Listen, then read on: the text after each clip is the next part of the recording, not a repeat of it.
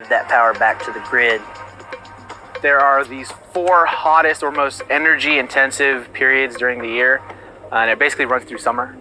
And we have an agreement with ERCOT to be off, basically shut down the site at a moment's notice for any of these periods. And they don't know what it is, right? You can't predict, exactly how much power people are going to use. And so us as good citizens have the obligation to release some of that power. We'll shut down, stop our production to provide support for the state so they can provide support for its citizens.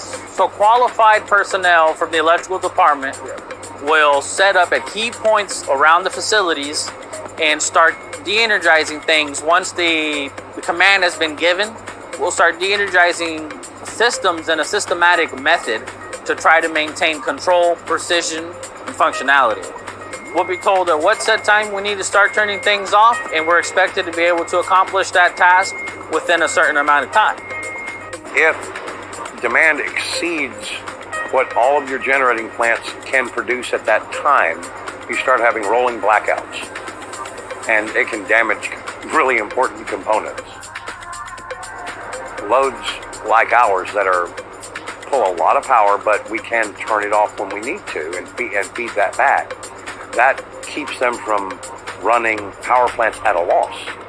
So it's not only in our self-interest to help stabilize the grid, it's also good for the general public.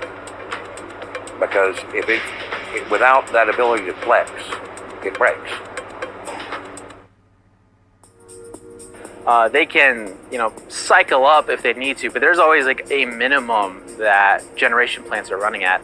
And so they can only bank so much power. It's not like we have, thousands and thousands of miles of batteries to store this type of power. So otherwise it's just being wasted for the most part.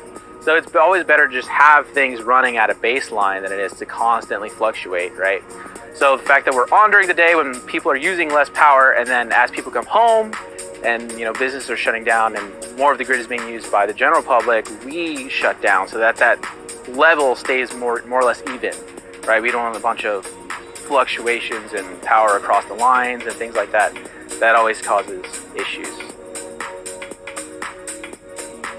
All the power lines running across, the transformers, the generators, everything that are running would prefer to just stay at an even level than have to ramp up, ramp down, ramp up, ramp down, right? That heating and cooling cycle really affects gear pretty badly. I like to think that as a large consumer of power, we have the responsibility, though, to be able to provide for people to bring back to the grid the excess energy that we are consuming. The state of Texas is famous for having abnormal weather. Be hot in one moment, the next day it's cold, and then all of a sudden it's scorching hot the next day. So it's great to be able to provide that power back to the community ASAP, as soon as it is required or as soon as it is asked of us, and we are more than proud to give it back to help the people. I do believe that the state of Texas can rely upon Riot comfortably with the knowledge that whenever there is a necessity, we are ready and willing and happily available to provide that as soon as possible, as soon as they need it.